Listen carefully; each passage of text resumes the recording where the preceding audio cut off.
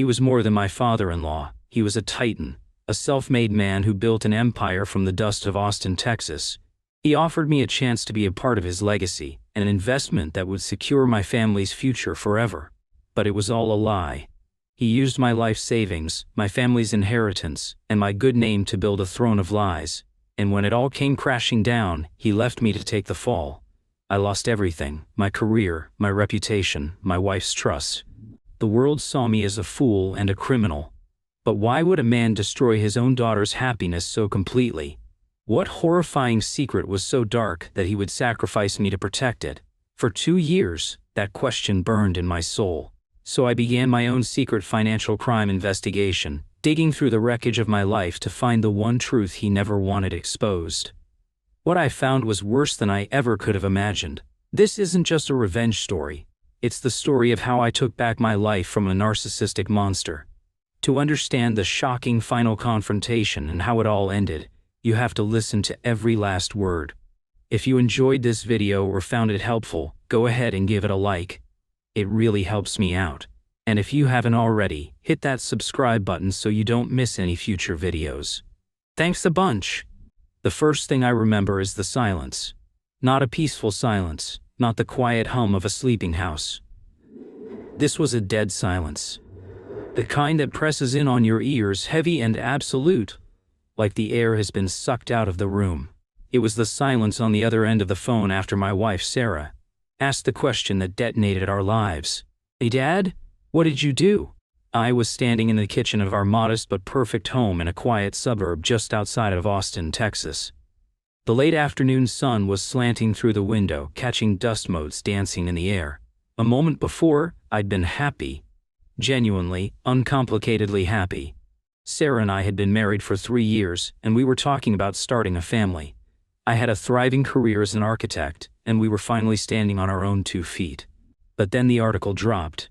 A friend from my old firm had sent it to me with a single brutal text. "Dude, WTF is this?" The headline was a sledgehammer. "Thorn Developments Legacy Point Project Implodes Amidst Fraud Allegations. Son-in-law Alex Sterling implicated." Implicated. Such a sterile word for having your soul ripped out through your chest.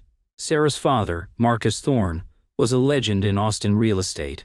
He was the classic American archetype.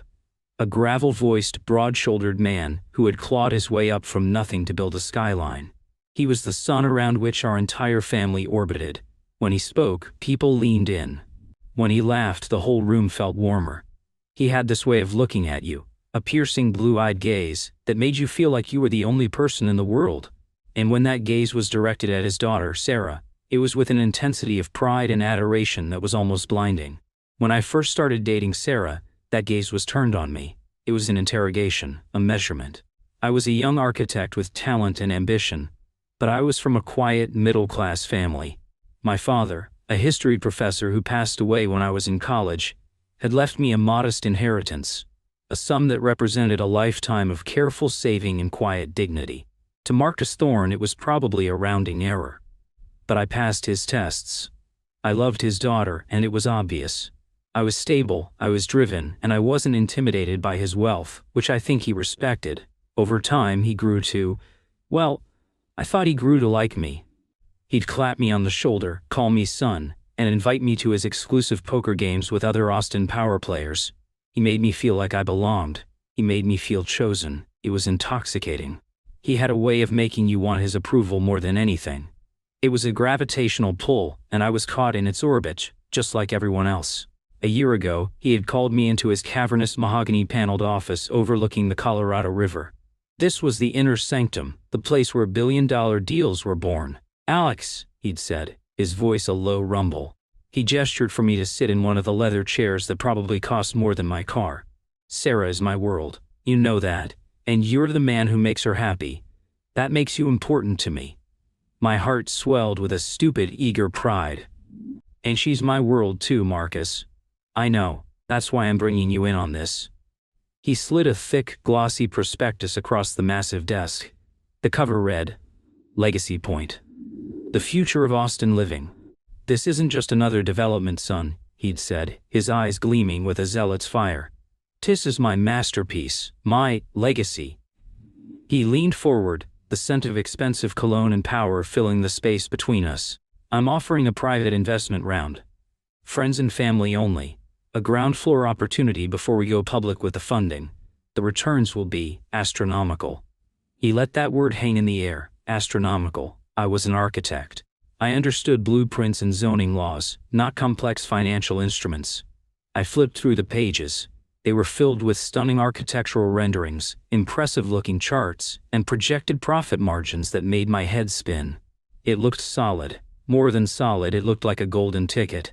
So I'm not just offering this to you, he said, his voice dropping to a conspiratorial whisper. I'm asking you to be a partner, not on paper, not yet, but in spirit. I want you to have a real stake in this. For you, for Sarah, for my future grandkids. I saw the hesitation in my eyes. I was thinking of my father's inheritance. It was every penny I had, a safety net that represented my family's history of prudence and hard work. It was supposed to be the down payment on our forever home, a college fund for our future children. Marcus seemed to read my mind. Alex, I know you're a cautious man. Your father raised you that way and I respect it. But sometimes caution is just the fear of greatness. This is a sure thing. My personal guarantee.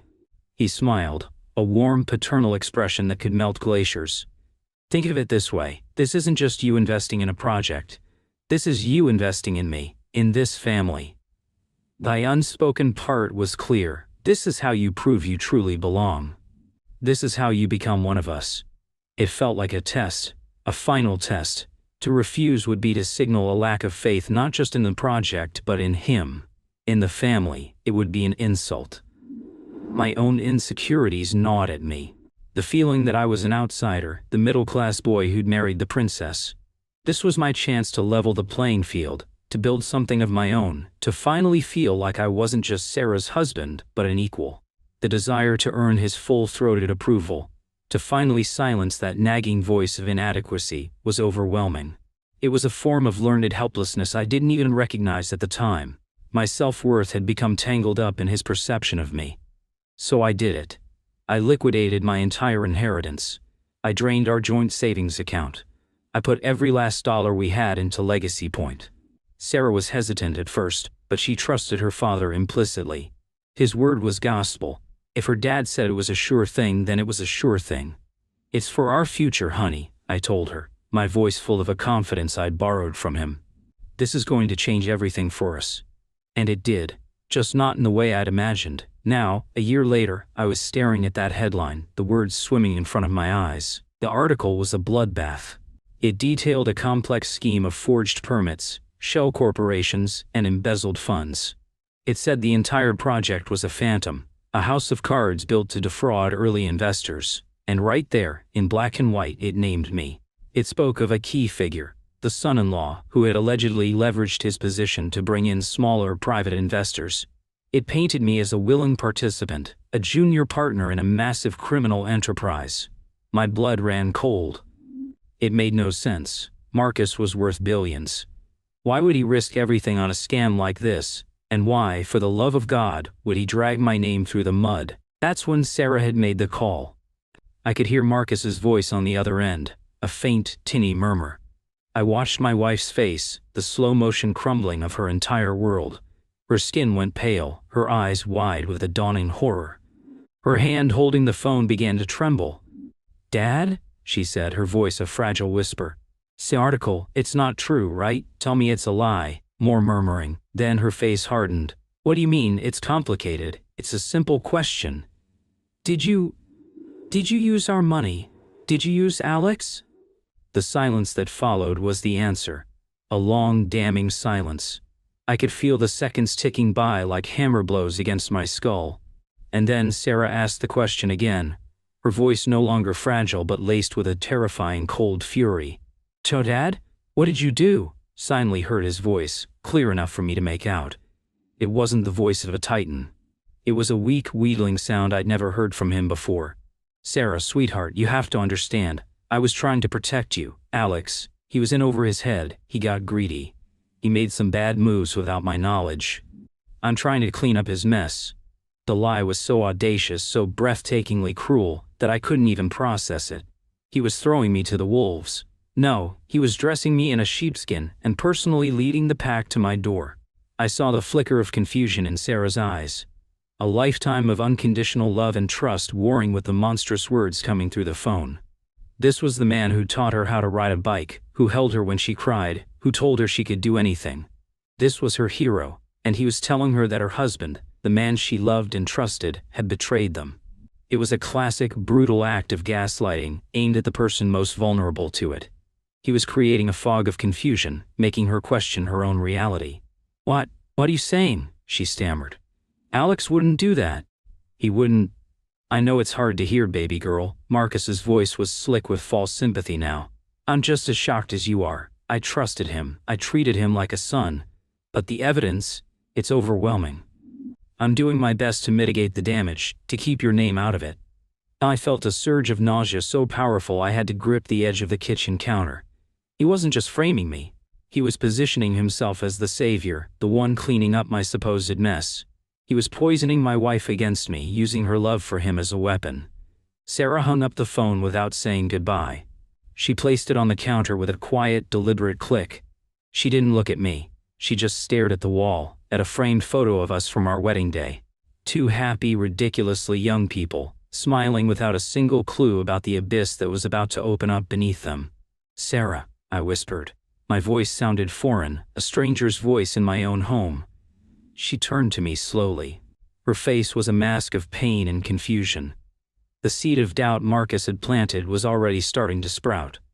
I could see it in the slight narrowing of her eyes, the tightening of her jaw. "He said you got greedy," she said, her voice flat. "He said you went behind his back."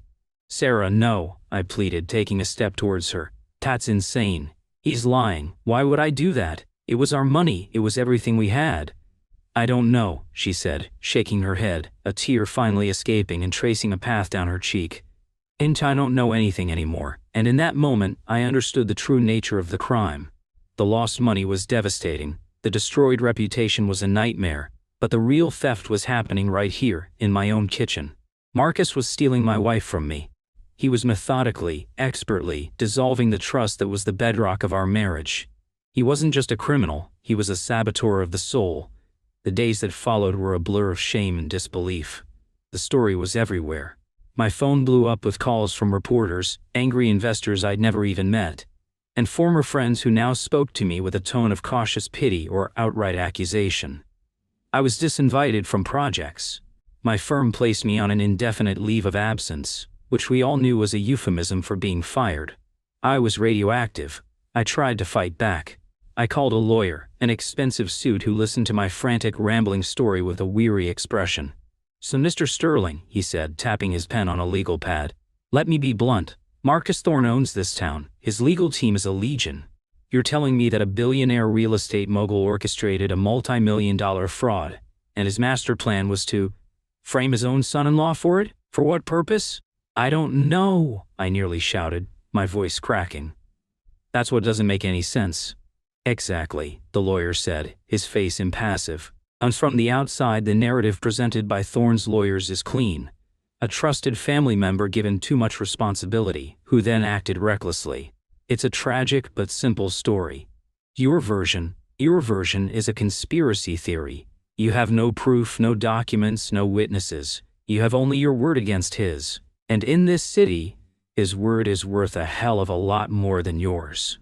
He was right. I had nothing. Every document, every email, every transfer of funds had been handled by Marcus's office. I had naively signed where I was told to sign, believing I was a partner when I was, in fact, the designated patsy.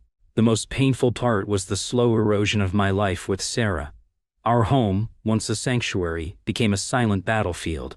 We moved around each other like ghosts. I'd see her on the phone, talking in low, hushed tones to her father, and a cold dread would coil in my gut. I knew he was reinforcing the narrative, cementing the lies, telling her over and over that he was the one protecting her, while I was the one who had endangered her. He was isolating her, making her dependent on his version of the truth. It was a masterclass in psychological warfare. I'd try to talk to her, to break through the wall he was building between us. "Sarah, you know me," I'd say, my voice raw with desperation. "And you know my character. You know I would never, ever do this to you. To us. I thought I knew you, she'd reply, her eyes filled with a sorrow that was worse than anger. But my dad, he showed me the paperwork, Alex. He showed me emails you supposedly sent. He forged them. He's setting me up. Why? She would cry, her composure finally breaking. Why would he do that? Why would he destroy his own company? Why would he hurt me like this? It doesn't make sense. Her cognitive dissonance was a gaping wound. She couldn't reconcile the two conflicting images. The loving father she'd known her whole life and the monster I was describing. It was easier, safer, to believe the simpler story. The story where I was the villain. Her father's love was a constant, a law of her universe. My betrayal, while painful, was at least fathomable. His was not. The final blow came about a month after the story broke. I came home from a humiliating temp job interview, the only kind I could get, to find Sarah packing a suitcase in our bedroom. The air was thick with a terrible finality. "What are you doing?" I asked, though I already knew the answer. "I'm going to stay with my dad for a while," she said, not looking at me. She folded a sweater with precise robotic movements. I can't do this anymore, Alex. I can't live in this house with this uncertainty.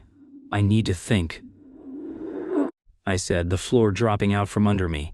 "There's nothing to think about. He's a liar and a sociopath, and he's manipulating you." She finally looked at me, and her eyes were cold. It was a look I'd never seen before, a look of dismissal. "My father is taking care of me. He's trying to fix the mess you made. He's paying for lawyers to protect me from the fallout. He's the only one who hasn't lied to me. Every word out of his mouth is a lie," I screamed, the last of my control shattering. "Can't you see that?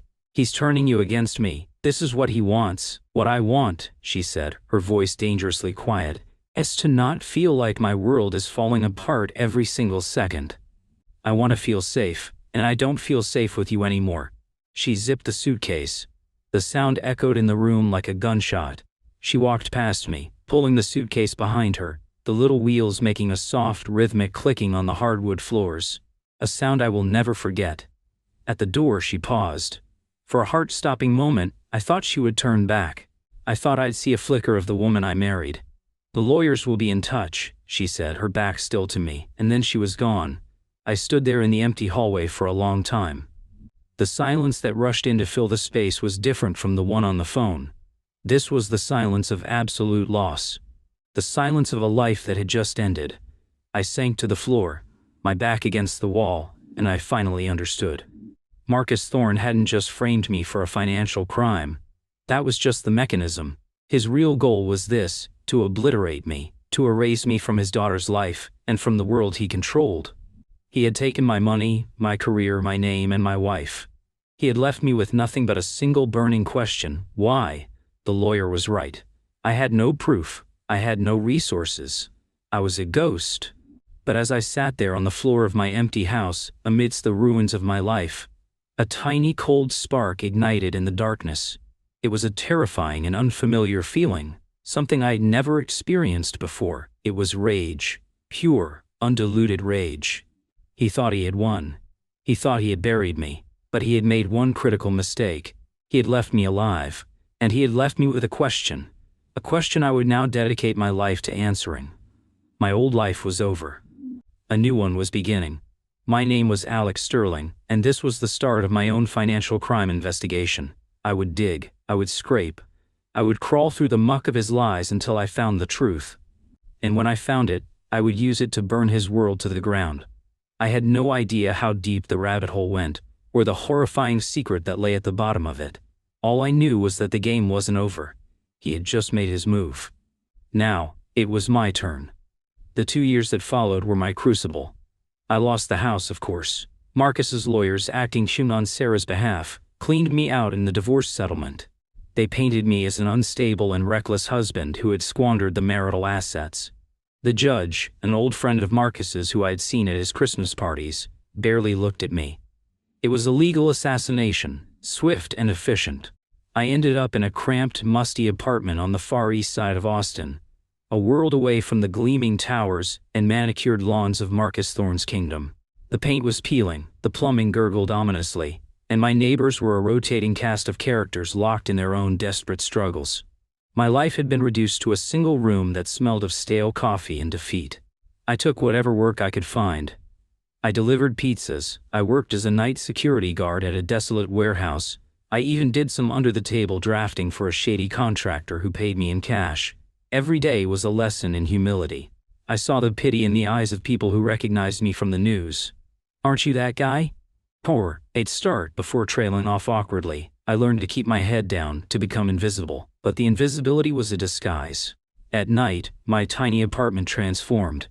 It became my war room. I bought a second-hand computer and a massive corkboard. The inheritance my father left me was gone, but he had left me something else: his mind. He was a historian, a man who believed that the truth could always be found if you were willing to dig through enough archives to connect enough disparate points of a story. He taught me how to research, how to see patterns, how to be patient. And I had another advantage Marcus had never bothered to consider: my training as an architect. He saw me as an artist, a dreamer who drew pretty pictures of buildings. He never understood that architecture, at its core, is a discipline of excruciating detail. It's about understanding systems: structural, financial, legal, logistical. You can't build a skyscraper without understanding how every single bolt, every line of code in a zoning permit, every dollar in a budget, connects to the whole. Marcus had built his empire on a grand, sweeping vision. I was going to dismantle it by focusing on the cracks in the foundation. My investigation started with Legacy Point. I couldn't get the official files, of course. They were buried under layers of corporate privilege. But I started digging around the edges. I spent hours at the city planning office, poring over public records for every project Marcus had ever developed. I cross-referenced LTLs, combed through permit applications, and traced the tangled web of shell corporations he used to move money. It was slow, painstaking work. Weeks would go by with no progress. I lived on cheap takeout and adrenaline, fueled by a relentless, burning anger. There were times I almost gave up. The sheer scale of his operation was daunting. It was a fortress, and I was throwing pebbles at the walls. My only contact with my old life was through a friend, Ben, the one who had sent me the initial article. He was a junior architect at my old firm and felt a guilty loyalty to me. He'd meet me for a beer once a month at a dive bar where no one would recognize us. "So you've got to let this go, man," he'd say, looking at the dark circles under my eyes. "He won. You're killing yourself." "He only wins if I quit," I'd reply, my voice a low rasp. "How's Sarah?" He'd always hesitate, a pained look on his face. "She's around. I see her at company events sometimes, with her dad. She looks thin. She never asks about you." Each mention of her was a fresh twist of the knife. I pictured her standing beside him, a beautiful, sad ghost.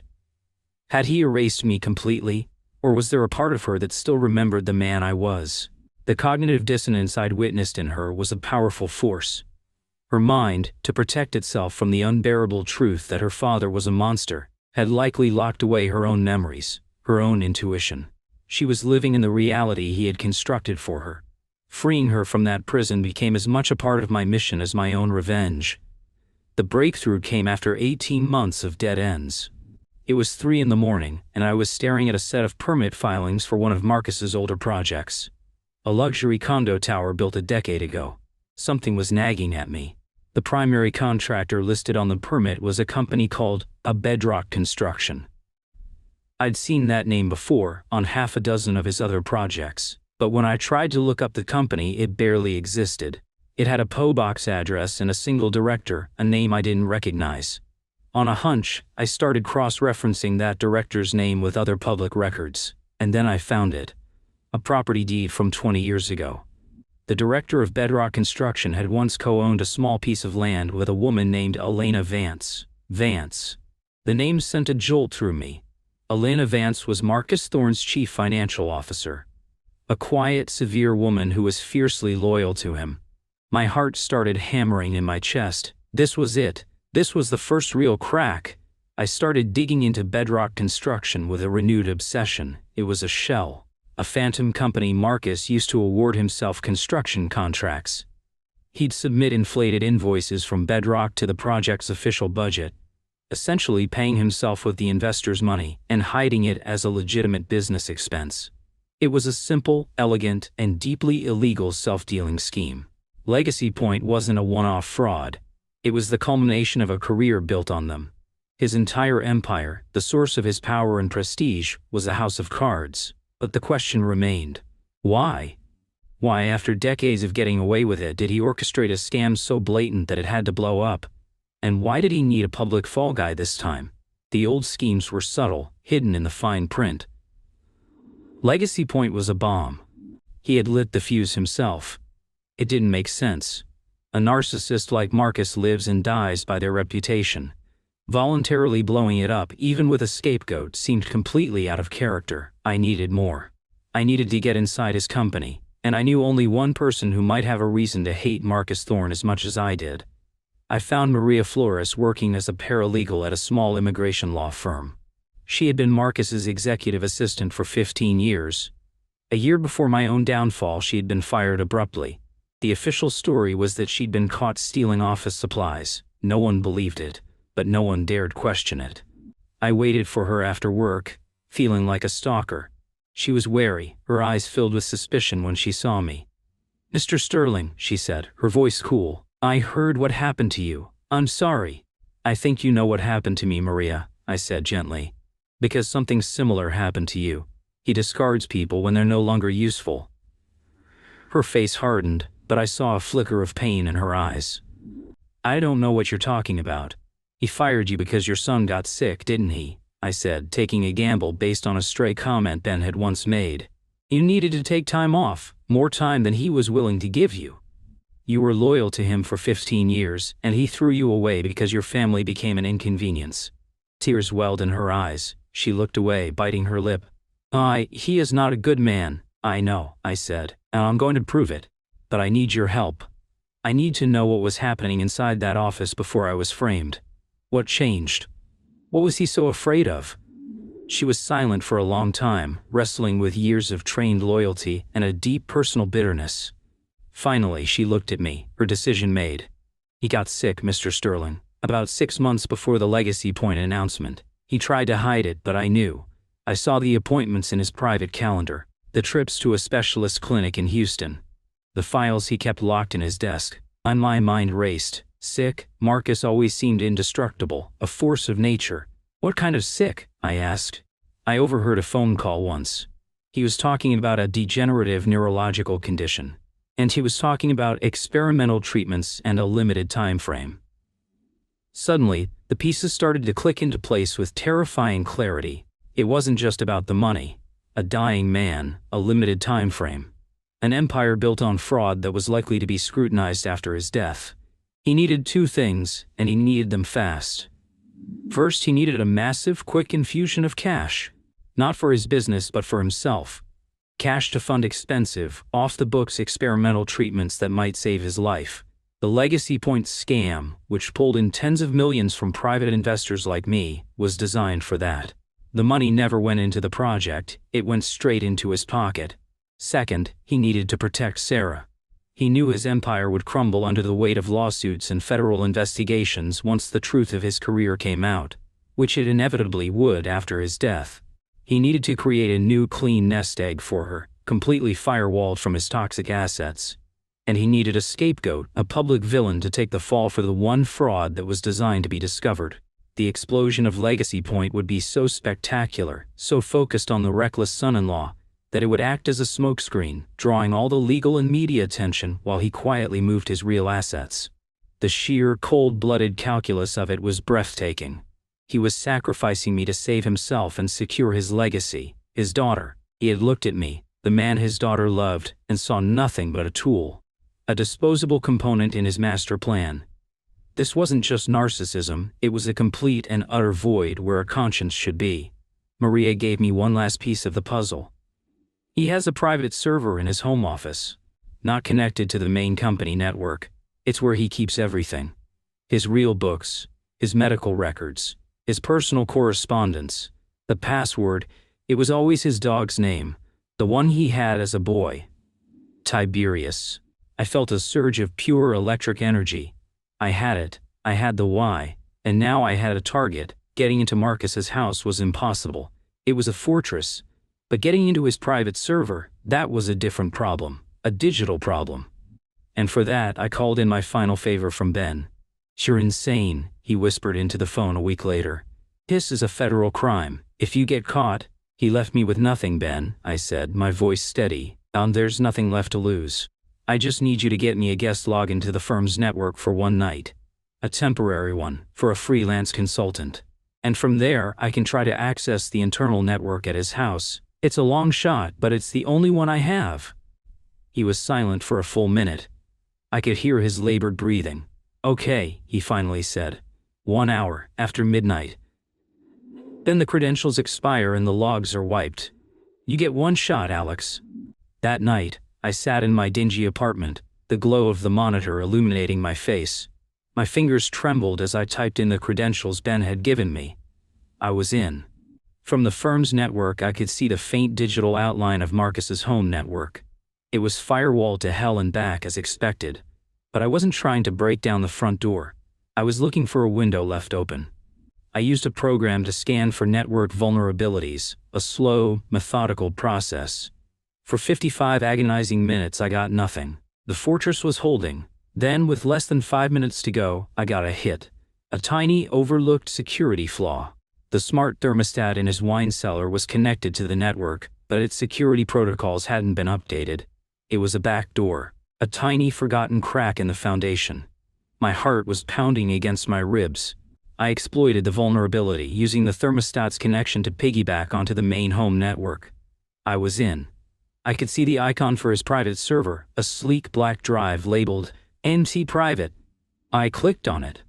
A password prompt appeared.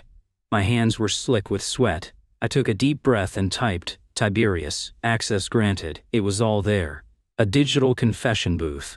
Decades of meticulously kept double books, records of the Bedrock construction scam, offshore account numbers, and a folder simply labeled medical. And he opened it, and I saw the truth of his illness. A rare, aggressive form of dementia that was slowly devouring his mind. The doctor's prognosis was grim, 2 to 3 years before catastrophic cognitive decline. He wasn't just trying to save his life, he was in a race against his own mind. But then I saw another folder. One labeled, Sarah. My blood ran cold. I clicked on it. It contained copies of emails. Emails between Marcus and Sarah, not just from the last 2 years, but going back years.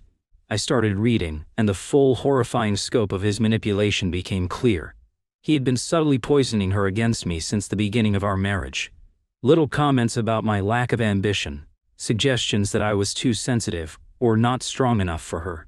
He'd twist my gestures of love into signs of weakness, my cautious nature into a lack of courage. It was a slow, methodical campaign of gaslighting, designed to erode her confidence in me and reinforce her dependence on him. He was preemptively ensuring that if I ever discovered his secrets, her loyalty would lie with him, not with me. He hadn't just framed me, he'd been setting the stage for it for years. The final file in the folder was a video, dated just last week. My hand trembled as I double-clicked it. The video opened on Marcus's face. He looked older, more tired than I'd ever seen him. He was in his home office speaking directly to the camera. It was a video diary, a confession. "The decline is faster than they predicted," he said, his voice a hoarse whisper. "The treatments aren't working. Soon. I won't be me anymore." He sighed, a sound heavy with a self-pity only a true narcissist could muster in the face of his own evil. I did what I had to do for Sarah. Sterling was collateral damage. A regrettable but necessary sacrifice. She'll be sad for a while, but she's strong. She'll have the resources to live a good life. My life, my name, it will all be gone, but she will be safe. That's my legacy, that's my victory. He smiled then, a faint, ghastly twitch of the lips. And in that moment I felt no pity, only a cold, clarifying rage. He still saw himself as the hero of the story. I downloaded everything. The financial records, the medical files, the emails, the video confession.